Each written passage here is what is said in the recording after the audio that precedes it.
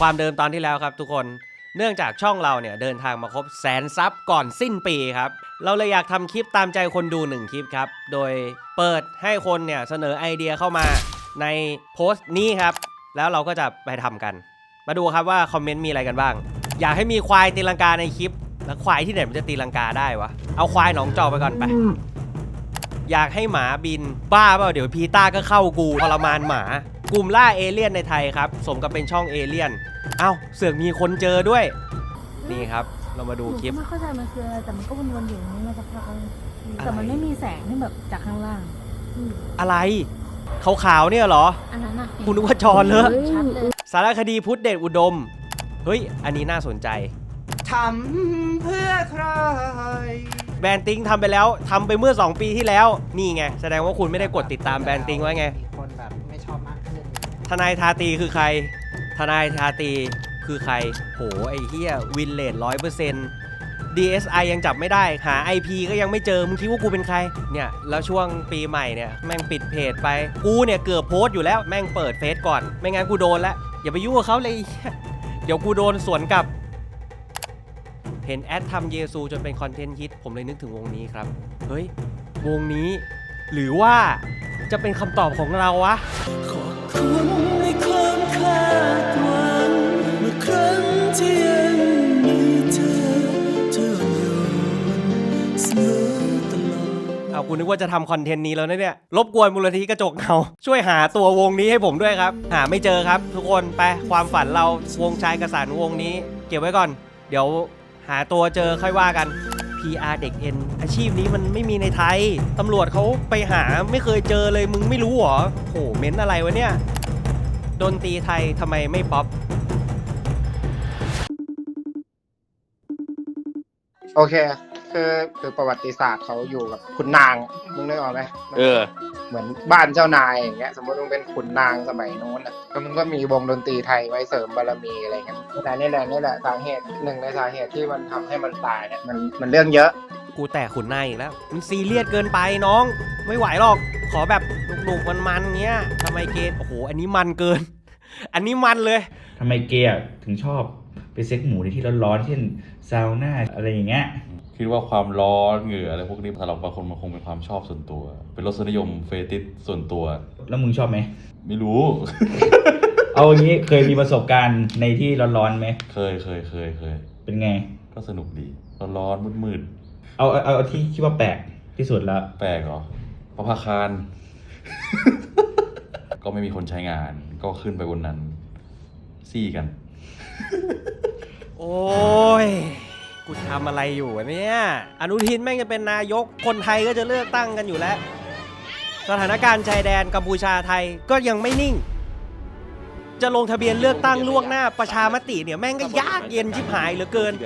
ทำแม่งก็พึ่งบุกเวเนเศรษฐกิจโลกแม่งก็ปั่นป่วนไปหมดโลกก็ร้อนขึ้นทุกวันโลกแม่งจะแตกอยู่แล้วแล้วมึงดูจะให้กูทำชายกษัตริย์งี้ทำไมเกย์ถึงชอบเอากันในที่ร้อนๆทำไมพวกกูถึงต้องมานั่งทำเรื่องของคนตัวเล็กตัวน้อยเรื่องที่แม่งไม่ได้สำคัญกับโลกขนาดนั้นน่ะแล้วกูทำเรื่องพวกนี้ไปทำไมแล้วสมัยเนี้ยสื่อแม่งต้องทำอะไรแบบนี้ด้วยเหรอวะวงการสื่อมันเป็น Red Ocean ใช่ไหมก็คือทะเลแดงคือ Red Ocean มันก็หมายความว่าจำนวนสื่อคนทำสื่อมันเยอะมากเลยมันเยอะจนมันเกินความต้องการของตลาด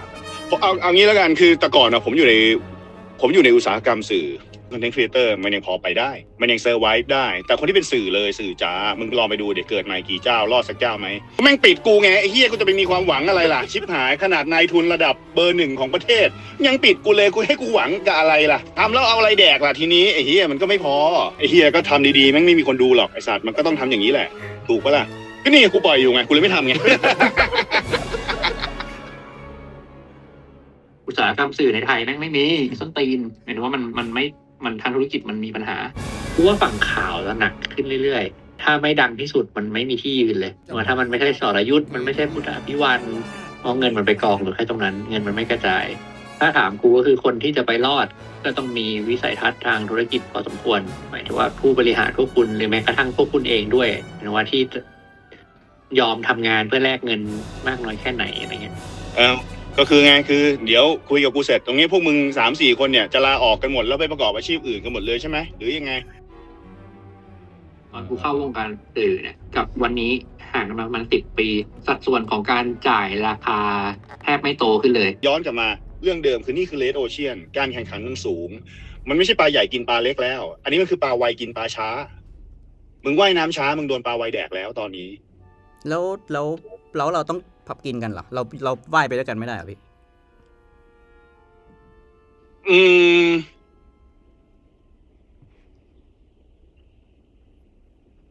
โอ้คำถามมึงลึกซึ้งว่ะกูเมื่อเลย เชี่ยเจ็บจี๊ดเลยมึง เจอคำนี้เข้าไป วิกฤตตัวตนแม่งเกิดขึ้นในใจว่ะพวกกูแม่งทำอะไรกันอยู่วะ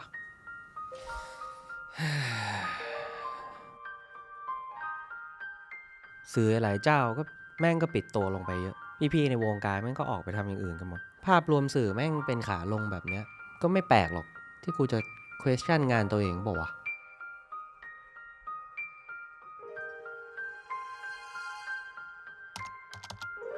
วะอวสานคอนเทนต์ครีเอเตอร์หรือแม่งถึงเวลาอวสานจริงๆวะมูดหนังแล้วว่าพลสัตว์แต่เป็นเพลงริวิจิสากาโมโตะ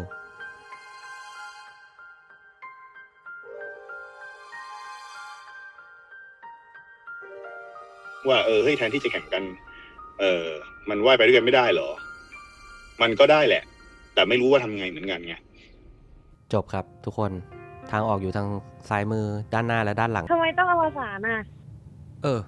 แล้วทำไมเราต้องเอาอวสานวะเอ้าเสียงใครเนี่ย ก็เห็นทำคอนเทนต์แบบว่าดูมีสาระดูตั้งใจทำอ่ะก็เลยอยากสนับสนุนแค่นั้นเอง ท่ามกลางความมืดมิดแม่งมีแสงสว่างลำไรอยู่จริงๆด้วยวะมาครับทุกคนยังมีคนที่เชื่อในสิ่งที่พวกเราทำกันอยู่ มันอาจจะไม่เยอะ มันอาจจะไม่พอทำให้เรารวย แต่มันพอทำให้เรารู้ว่าเราไม่ได้อยู่คนเดียว เพราะมีคนซื้อความฝันของเรา ซื้อความพยายามของเรา มันไม่ใช่กำลังใจ แต่มันคือเชื้อเพลิง อย่างน้อยก็เมมเบอร์ชิพช่องกูแหละที่เห็นค่าพวกมัน เราก็สมัครอะไรสตรีมมิ่งอะไรเงี้ยมันก็เราก็คิดว่าแบบคล้ายๆกันอ่ะ เราชอบที่เป็นแบบนี้นะทำต่อไปเรื่อย ซัพพอร์ตอ่ะ ไม่งั้นเดี๋ยวคุณเอาอะไรกินนะ คิดว่าผมเอาเงิน50 บาทไปทำอะไรครับ ก็กินลาบ กินเหล้าไหมครับ ๆ กินค่ะวันนี้กินทุกวันก็ นี่ใครอยากดูหรอพี่ กูอะสมมติกู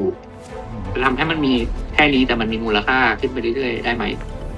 รักษามาตรฐานเดิมไว้ได้นี่ก็ดีมากแล้วครับ ทำจริงปีนึงก็เก่งแล้วค่ะ แล้วถ้าเอาแบบไม่จริงอะครับ 10 ปีแน่นอนค่ะ ช่องดีขนาดเนี้ยสนุกมาก โอ้ยยังมีไฟกันอยู่ขนาดนี้ไงผมว่าอยู่ได้อีกยาว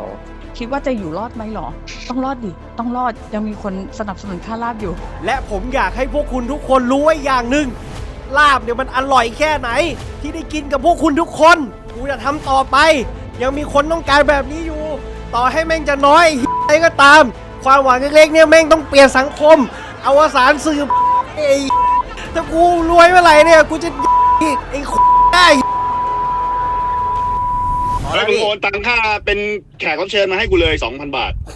ตกลงมึงถ่ายกูทำไมเนี่ย แล้ว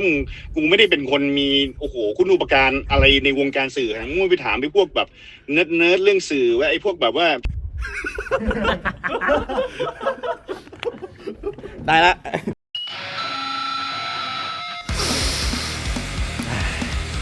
โทษทีครับทุกคนเมื่อกี้ผม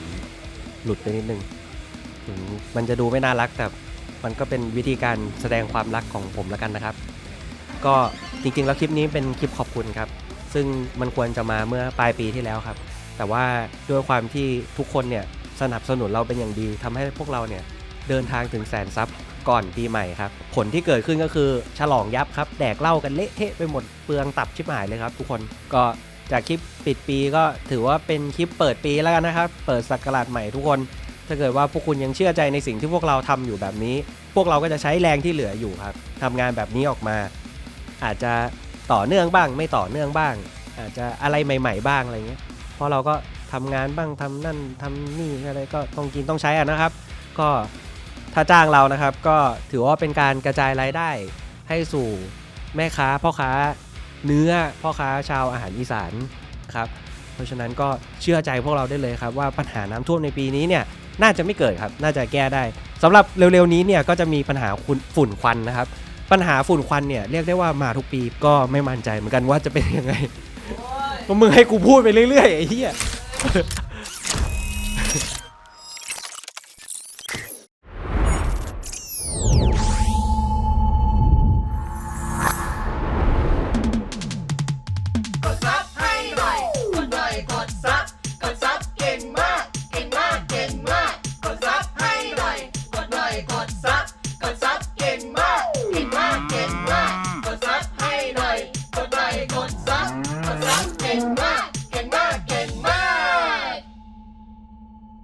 ช่องเฮียนี่แม่งมีแต่คนพูดมากว่ะ